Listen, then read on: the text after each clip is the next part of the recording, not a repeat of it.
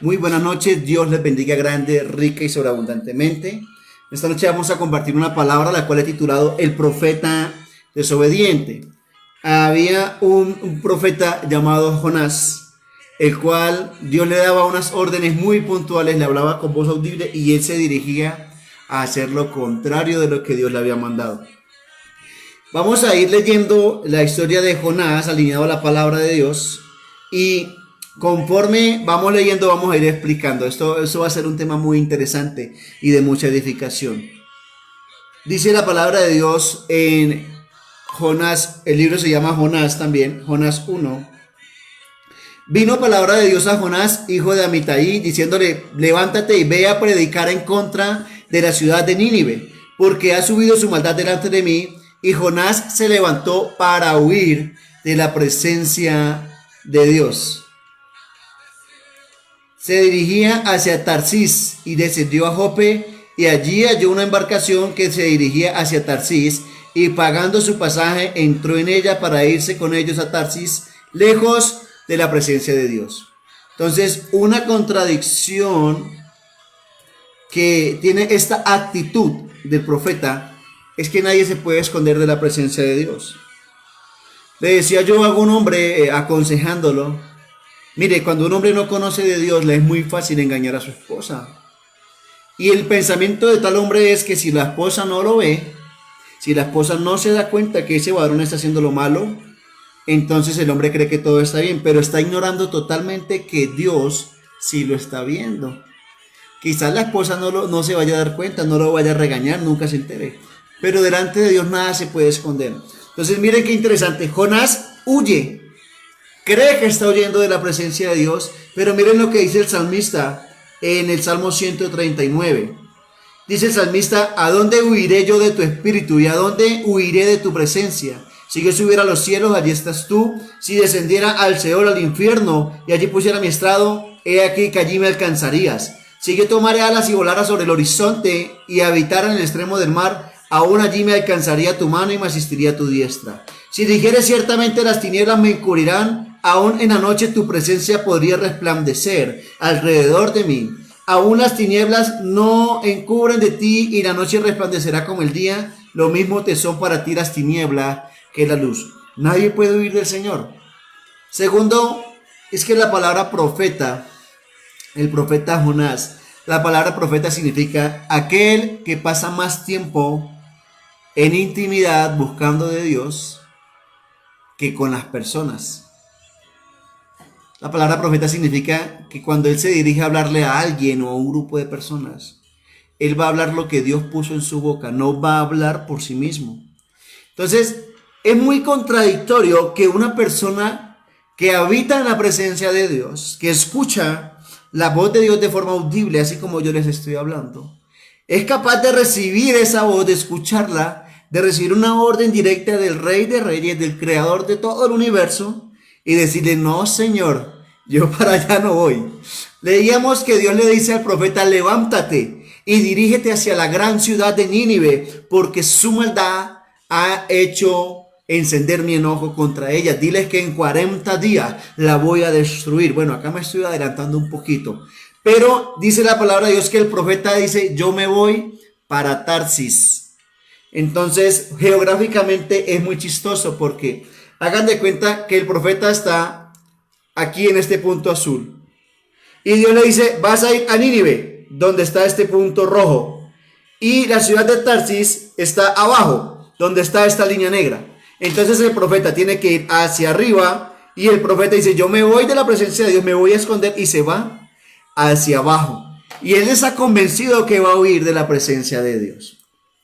Y lo más triste, pagó dinero para desobedecer a Dios. Dice, pagando su pasaje, se subió en una embarcación que se iba dirigida hacia Tarsis, lejos de la presencia del Señor.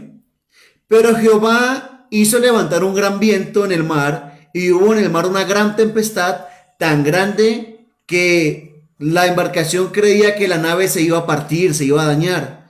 Y los marineros tuvieron mucho miedo. Y cada marinero le comenzaba a aclamar a su Dios. Acá la palabra Dios aparece con D minúscula. Cuando la palabra de Dios tú la lees y está con D mayúscula, se refiere a Dios Todopoderoso. Y cuando está con D minúscula, se refiere a dioses paganos, estatuas que ellos tenían, que para ellos ese era su Dios, un pedazo de estatua, una figura. Aunque detrás de esas figuras se esconden entidades demoníacas. Y los marineros comenzaron a orarle a sus dioses y comenzaron a tirar al mar todos sus enseres, todo el trasteo, toda la carga, toda la comida, todo lo que iban a comercializar para quitarle sobrepeso a la nave y que el viento no hiciera de esto un estrago más grande y la destruyera. Pero Jonás se había quedado dentro de la embarcación, en el interior de la nave, y se había echado a dormir. Perezoso. Hay un proverbio que dice: ¿hasta cuándo, oh perezoso, te sentarás? Dirás, me sentaré un poco a descansar, y de poco en poco te recostarás, y después de estar recostado te dormirás. Y hay otro proverbio que dice que el pobre el perezoso se echa a dormir en tiempo donde hay que ir a recoger cosecha, y que ese pobre que actúa de esa forma en el invierno pasará hambre, pasará necesidad porque fue negligente. Dice otro proverbio que la mano del negligente ciertamente se empobrecerá, pero la mano del diligente prosperará. Tremendo. El profeta, tras de que está huyendo de la presencia y de la voluntad de Dios, se echó a dormir. No le faltaba más. Y la nave estaba que se destrozaba. Y el patrón de la nave se le acercó y le dijo: ¿qué tienes, dormilón? Levántate y clama a tu Dios. Y acá aparece Dios con mayúscula. Quizás Él tenga compasión y misericordia de nosotros para que no muramos aquí. Y dijeron cada uno a su compañero: venid y echemos suerte para que sepamos por la culpa de quién es que nos está aconteciendo este mal. O sea, era tan recia la tormenta que había en los aires y sobre las aguas, que todo mundo, aunque no conocían al Dios Todopoderoso, al Dios verdadero, entendieron que eso no era natural, que no era una tormenta normal. Entendieron que si no buscaban una ayuda sobrenatural, iban a morirse ahogados y destrozados con su embarcación. Dijeron: bueno, vamos a echar suerte. Cogieron ramitas. Dijeron: el que saque la más corta, ese es el culpable de que algún Dios esté enojado con nosotros. Echaron las suertes y la suerte cayó sobre Jonás. Entonces le dijeron todos los otros marineros: dinos ahora por qué nos está viniendo este mal. ¿Qué oficio tienes tú y de dónde vienes? ¿Cuál es tu tierra y de qué pueblo eres? Y el profeta les dice: yo soy hebreo y yo le temo a Jehová, el Dios de los cielos, que hizo el mar y que hizo la tierra.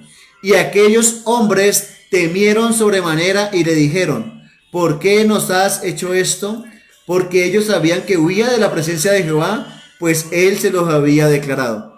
Tremendo. Las personas que no conocían de Dios, pero que en algún momento habían escuchado hablar de Él, tenían más respeto y más temor de Dios que ni el mismo profeta, que era judío, que era hebreo. Tenía más respeto de la palabra de Dios que el mismo profeta.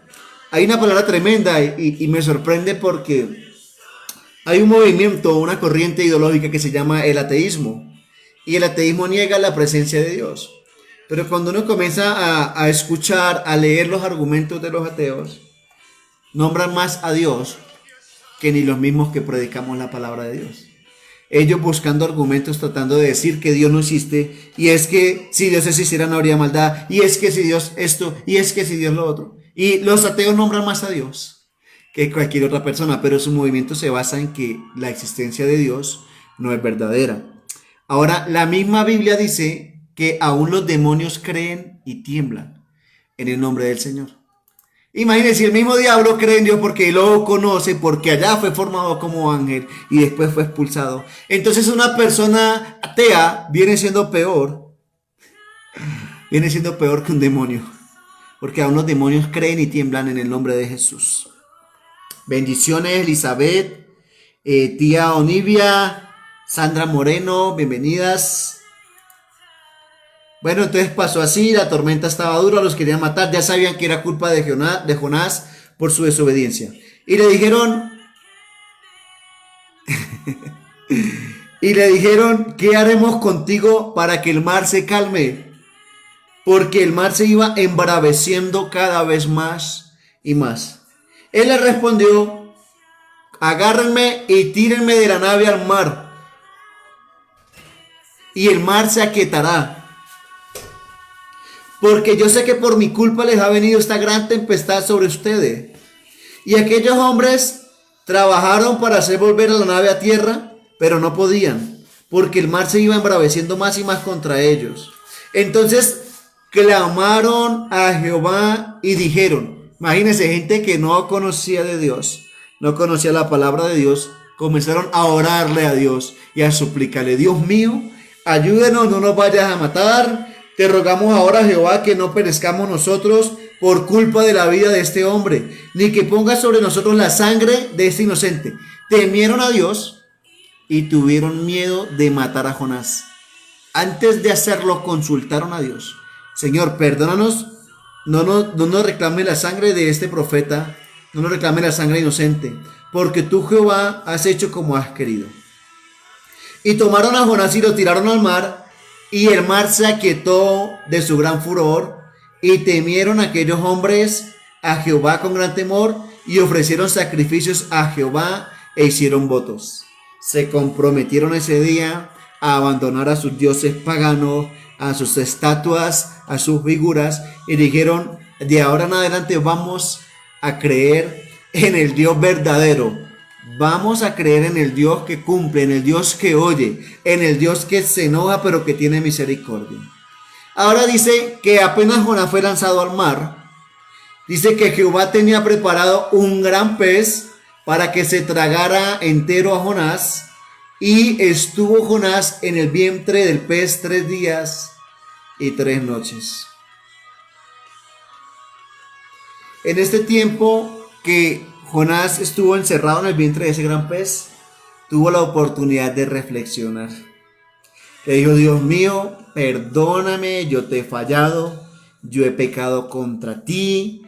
Tú me mandaste al noroccidente a predicar que tu enojo iba a descender sobre Nínive, y yo me fui hacia el suroriente, me fui en dirección contraria, creí que podía esconderme de tu presencia, pero por más lejos que yo iba, tú me alcanzaste, tú todo lo ves, tú todo lo sabes. Y comenzó a orar y a orar. No voy a leer este capítulo.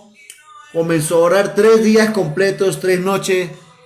Yo enseñaba anoche que muchas veces en las situaciones difíciles lo que buscan es la oportunidad de que busquemos a Dios. Muchas veces la persona dice, venga, conéctese media hora que vamos a orar, vamos a predicar la palabra de Dios media hora. Y la persona dice, no tengo tiempo, tengo que ir a trabajar, tengo que ir a hacer deporte, tengo que ir a hacer vida familiar, tengo que ir a hacer vida social. Pero si esa persona cayera en cama enferma, no va a poder ir a trabajar, no va a poder ir a hacer vida social, no va a poder ir a hacer vida familiar, y va a tener todo el tiempo de enfermedad postrado en una cama, ya sea en casa o en un hospital. Y allá sí se acuerda de Dios. Le tocó a Jonás estar encerrado 3 días y 3 noches en ayuno de sólido y líquido, en súplica y ruego delante de Dios para que Dios lo perdonara. Voy a leer solo el último versículo. Los que siguen vanidades ilusorias, sus misericordias abandonan, mas yo con voz de alabanza te ofreceré sacrificios, pagaré lo que prometí, la salvación viene de Jehová. Y mandó Jehová al pez, y el pez fue y vomitó a Jonás sobre tierra firme. ¿Saben dónde vomitó el pez a Jonás? Lo vomitó en la tierra de Nínive. Lo vomitó en la tierra de donde Jonás estaba huyendo. Dice Jonás 3, capítulo 3. Vino palabra de Jehová por segunda vez al profeta diciéndole, levántate y ve a Nínive, hacia aquella gran ciudad, y proclama en ella el mensaje que yo te diré. Y se levantó Jonás y se fue hacia Nínive conforme a la palabra de Dios. Y era Nínive una ciudad muy grande, en gran extremo. Estaba a 3 días de camino. Y comenzó Jonás a entrar por la ciudad camino de un día y predicaba diciendo, es decir, Dios lo manda a Nínive, él dice no voy, me voy para el lado opuesto, se fue para Tarsis, allá pasa la fuerte tormenta de la embarcación, lo tiran al mar, el pez gigante se lo traga y el pez lo devuelve todo el camino y lo bota en tierra donde inicia las tierras de Nínive. Pero dice que aún la ciudad, la parte poblada, estaba a 3 días de camino.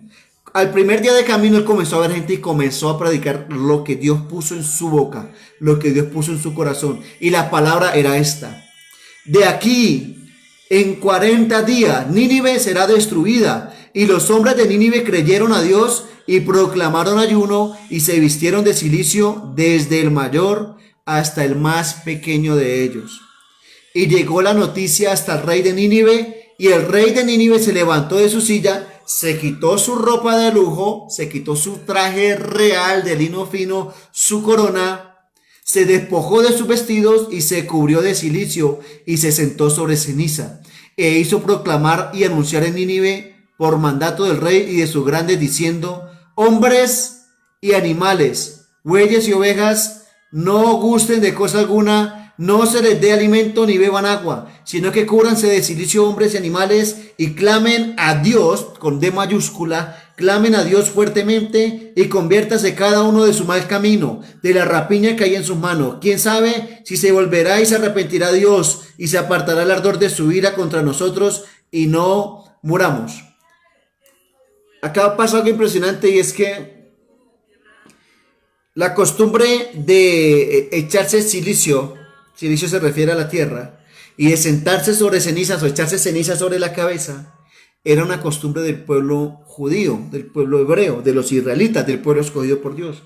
Cuando alguien sentía un dolor muy grande en su corazón, desgarraban su vestidura, o cuando se querían arrepentir de todo corazón y de forma sincera, rasgaban sus vestiduras, se tiraban boca abajo en el piso, tomaban tierra y se echaban tierra sobre la cabeza, como diciéndole: Dios mío, yo no soy nada, yo soy menos que el polvo.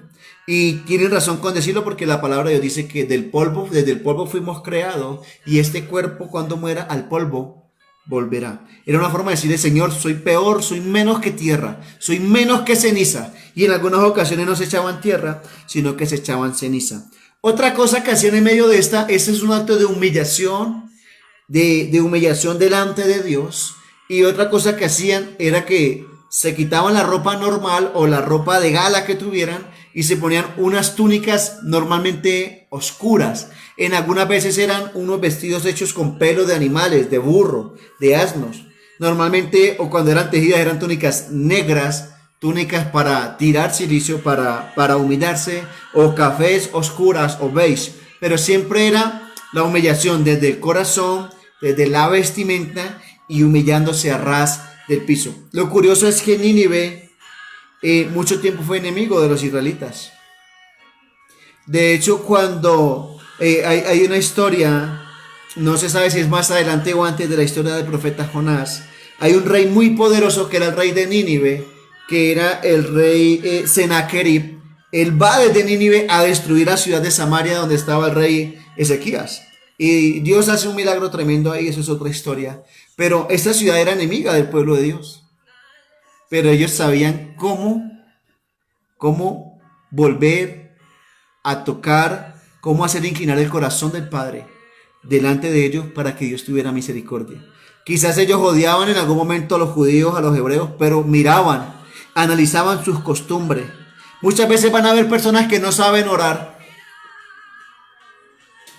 que no saben buscar de Dios, no saben pedir, no saben qué es un ayuno, pero cuando están en situaciones difíciles, tú mujer, tú varón de Dios que sí sabes hacerlo, vas a ser un testimonio vivo, vas a ser un testimonio de ejemplo, porque las personas van a decir: mira, yo he visto que quizás Imelva no tenga riquezas, pero nunca la veo enferma, nunca veo que le falte la comida en la mesa, nunca veo que sus hijos estén mal, y yo lo que veo en ella es que ella es una mujer que ora todos los días, que todos los días lee la palabra, que todos los días busca de Dios, y yo la veo que está bien. Y a mí no me está yendo bien, quizás debo tomar el ejemplo de esa mujer. Tremendo, tremendo, eso es tremendo. Y lo más tremendo es que yo no preparé, yo no saqué el extracto del tema, simplemente el Señor me lo regaló cuando estaba cenando. Me puso en el corazón hablar hoy de Jonás, y lo que les estoy hablando es lo que el Señor me está dirigiendo en tiempo real. Y vio Dios lo que hizo la ciudad de Nínive, y que ellos se arrepintieron y se convirtieron de su mal camino, y se arrepintió Dios del mal que tenía planeado hacerles, y desistió el Señor y no lo hizo. Jonás 4. El enojo de Jonás. Pero Jonás se apesadumbró en extremo, o sea, se entristeció mucho y se enojó y oró a Dios y le dijo: ahora, oh Jehová, ¿no es esto lo que yo decía estando aún en mi tierra? Por eso me apresuré a huir de ti hacia el sitio de Tarsis, porque ya sabía yo que tú eres un Dios clemente y piadoso, tarde en enojo y grande en misericordia. Piadoso y tardo en enojarte, grande en misericordia, y que te arrepientes de hacer el mal a los que te buscan. Ahora pues, oh Jehová, yo te ruego que me quites la vida, porque mejor es la muerte que la vida. Acá tengo que hacer otro paréntesis. Un profeta de Dios lleno de orgullo, lleno de altivez, lleno de ira, lleno de enojo. Por acá más adelante en la historia de Jonás dice que la ciudad era de 500,000 de personas. 500,000 personas vivían. Y el Señor le dice a Jonás: venga, ¿usted por qué está tan bravo? ¿Acaso usted no siente dolor en su corazón que yo fuera a matar a 500,000 personas? ¿Por qué usted se comporta así? Y otro perfil que nos revela la palabra, que tenía otra actitud que tenía el profeta, es que, wow, el profeta no quería ir a predicar a Nínive cuando Dios se lo ordenó, porque en medio de su altivez, en medio de su orgullo, cuando él iba a profetizar algo malo sobre alguien o sobre alguna ciudad, y Dios tenía misericordia y no lo hacía, él se sentía que él quedaba mal delante de la gente. O sea, él no lo veía como que yo llevé un mensaje de Dios y la gente fue transformada y fue salvada, sino que él lo veía como: yo no voy a ir allá porque la gente va a decir que yo soy mentiroso, la gente va a decir que lo que yo profetizo no sucede, que lo que yo profetizo no acontece, y yo no voy a ir a pasar vergüenzas. Quizás eso fue el engaño que el diablo puso en el corazón de Jonás. O quizás es algo que estaba arraigado en su corazón y estaba muy ligado a su personalidad, a su alma, a su forma de ser. Él dice: ya sabía yo, antes de yo dirigirme hacia Nínive o a huir de tu presencia, ya yo sabía que tú no los ibas a destruir. Pero miren cuál grande es el enojo del profeta, que el profeta dice: mátame, mátame. O sea, el profeta no quería, el profeta fue, pregonó. Pensaría yo que pregonó 39 días y en el día 40 fue que Dios tuvo misericordia. Y él, cuando cumplió sus 40 días de pregonar, se salió de la ciudad.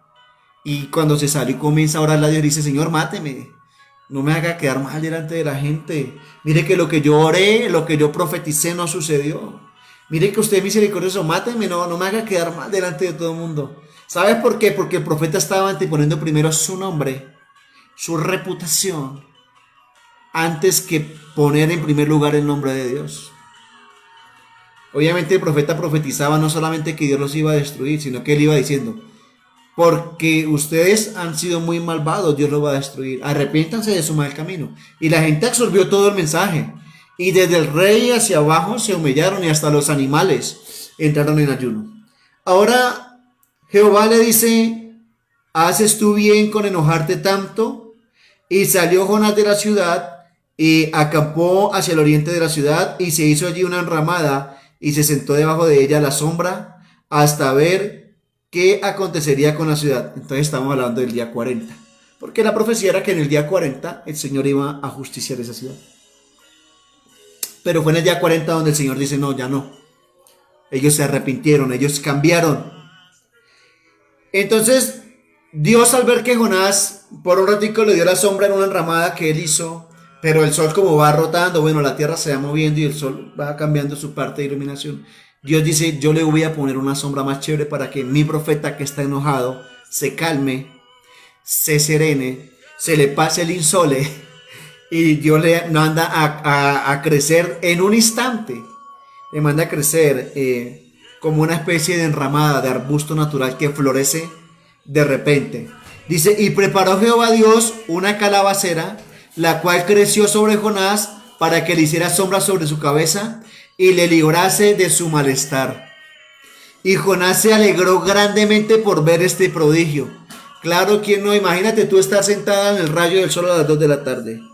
Y Dios te habla y te dice, calma, tranquilo, tranquila, usted está soleada, usted está insolado, usted está cansado de trabajar al rayo del sol. Y en un segundo, o en 3 segundos, o en un minuto, Dios le manda a crecer unos arbustos hermosos por encima suyo, que no permitan que el sol le fatigue más su cabeza, su cuerpo y sus pensamientos. Y eso le alegró mucho a Jonás, ver cómo Dios, a pesar de que Jonás fue en cierta forma grosero con Dios, Dios no le respondió con dureza. Dios le dijo, cálmese, tranquilo, tome las cosas con calma. Y Jonás se alegró grandemente.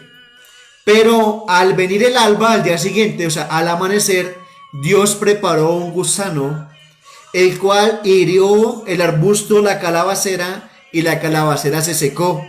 Y aconteció que al salir el sol, preparó Dios un recio viento solano, y el sol hirió a Jonás en la cabeza y se desmayaba.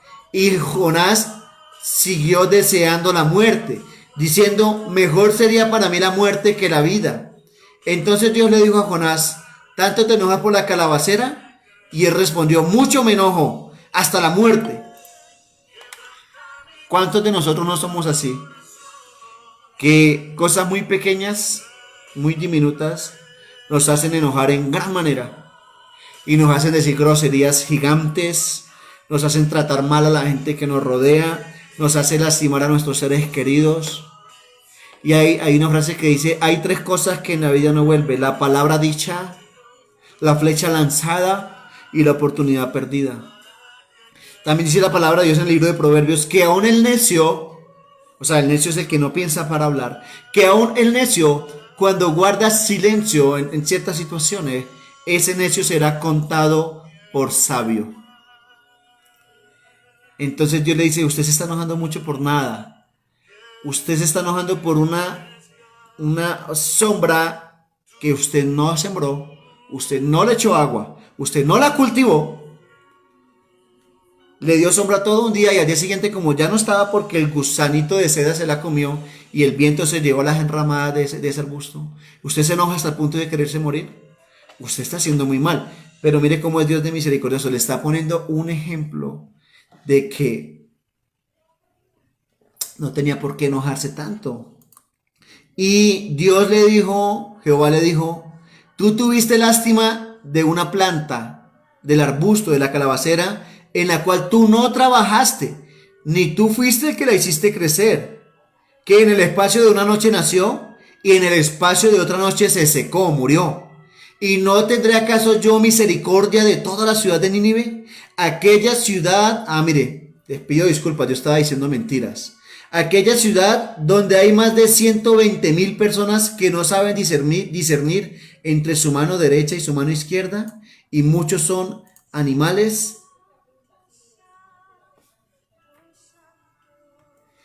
Cuatro capítulos los expliqué, los fui leyendo de forma muy flexible, muy rápida, pero es tremendo. La palabra de Dios dice que de todo lo que nosotros como seres humanos sembráramos, de eso mismo cosecharemos. Si usted es una persona que en medio del enojo usted mantiene diciendo groserías, esas groserías se pueden transformar en maldiciones, y de lo que usted suelte en la atmósfera, eso tarde o temprano va dando la vuelta y va a dirigirse de vuelta hacia usted. Por eso dice la palabra de Dios, no vencerás el mal con el mal, más bien tú vencerás el mal haciendo el bien. Tú vencerás lo malo haciendo lo bueno. No puede de una misma fuente de agua salir agua dulce y agua amarga a la vez. Ninguna comunión tiene la luz con las tinieblas. Hay muchas enseñanzas en estos 4 capítulos. Lo primero que quería yo enfocarlo pues era hacia la obediencia de Dios. Qué importante y qué hermoso es poder escuchar la voz de Dios y poder obedecerla. Hay un versículo que lo escribió el apóstol Pablo que dice: ustedes son oidores de la palabra, pero ustedes la ponen en práctica. El profeta oía la voz de Dios, pero no quería obedecerla, no quería ponerla en práctica. Entonces, lo que hace que una persona se vaya transformando en un mejor ser dirigido por Dios no es solamente escuchar palabra de Dios, es comérsela, es degustarla, es discernirla, es ponerla por obra. Hubo un profeta, no recuerdo si fue el profeta Ezequiel o Zacarías, que Dios se le manifiesta espiritualmente y le pasa un papelito, como un pergamino, y le dice: estas son las profecías de lo que va a suceder, y dice que Dios se las pasó en forma de un rollo, y le dice: abre la boca y cómetelas. Y dice el profeta que él se la comió y que esa palabra quedaba sellada en ese pergamino y iba a ser una palabra profética para el fin de los tiempos de la humanidad. Que solo Dios le iba a permitir hablarla, que tuviera que hablarla en el momento indicado. Y dice que el principio fue tan dulce como la miel, pero cuando él se la come y discierne lo que decía esa palabra, aunque él no podía decirlo, dice que lo que venía ahí era muy duro para la humanidad. Obediencia al Señor. Si uno le obedece al jefe por plata, si le obedece a papá y a mamá, que ningún padre y ninguna madre son perfectos, pero son la bendición de Dios en nuestra vida, nuestros progenitores. Yo siempre pienso esto: si el ser que creó los cielos, los mares, las estrellas, la luna, el sol, mantiene los astros, las constelaciones en su sitio, le ordena al sol que salga una hora, que se mueva, que se guarde en otra, le ordena a la luna salir y entrar. Dice la palabra de Dios que Él tiene el poder y la llave de las fuentes de las aguas, tiene el control de los abismos, que Él toca el mar y su dedo, tan solo la punta de su dedo, traspasa hasta lo más profundo del mar. Si Él es el que tiene en su mano el poder de la vida y de la muerte, de lo pasado, de lo presente y del futuro, y si ese Dios que es nuestro Padre, nuestro Creador, nos da una orden, yo pienso: ¿quién soy yo para decirle al Señor: no, yo no quiero ir? Yo no soy nadie. Yo no podría decirle al Señor que no. Diferente es que mi corazón esté tan endurecido, que mi oído esté tan fuerte en lo carnal y tan débil en lo espiritual, que yo no sea capaz de escucharlo. Pero escuchar tú audiblemente al ser más poderoso que siempre ha existido, que no tiene inicio y que no tiene fin, que es el que ha hecho todo con el poder de sus palabras, y decirle un insignificante ser humano, decirle: no, yo no quiero, o yo no voy. Yo pienso que tendría uno que estar muy desenfocado. Tendría uno que estar muy contaminado del mundo, del enemigo, de influencia demoníaca, para tener que decirle al Señor que no. Yo quiero orar por ti en esta noche para terminar. Normalmente trato de que el mensaje sea una media horita, para que la gente no se quede tan corta, pero tampoco se vaya tan cansada, sino que se vaya con lo justo y con lo necesario. Dijo el apóstol Pablo: a la gente no se le puede dar de golpe el plato fuerte. Hay que ir dando leche espiritual, enseñarles cositas poco a poco. No hay que saturarlos para que no se aburran. Gracias, Dios mío. A ti sea todo honor, toda gloria, Señor bendito.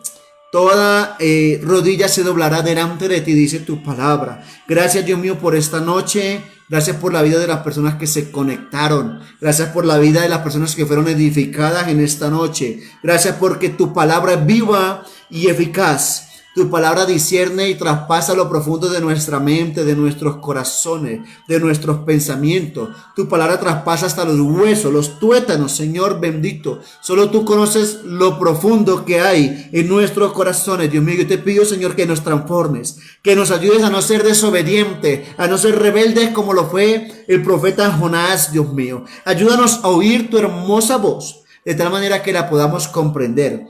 Y ayúdanos a poner tu palabra por obra. Ayúdanos a poner tu palabra en obediencia. Ayúdanos a caminar en obediencia, Señor, Porque tú no te complaces solamente en los sacrificios. Tú no te complaces solamente en una oración o en un ayuno. Tú te complaces más en la obediencia de las personas, Señor. Gracias, Dios mío. Bendigo la vida de cada una de las personas que se conectaron. Dios les bendiga grandemente. Y si no le van a correr más en su plan de datos, los que me están viendo por Facebook, compártanla. Envíeselo a un familiar. Envíeselo a un amigo, a un vecino, que yo sé que le va a ser de bendición. Dios les bendiga. Que descansen.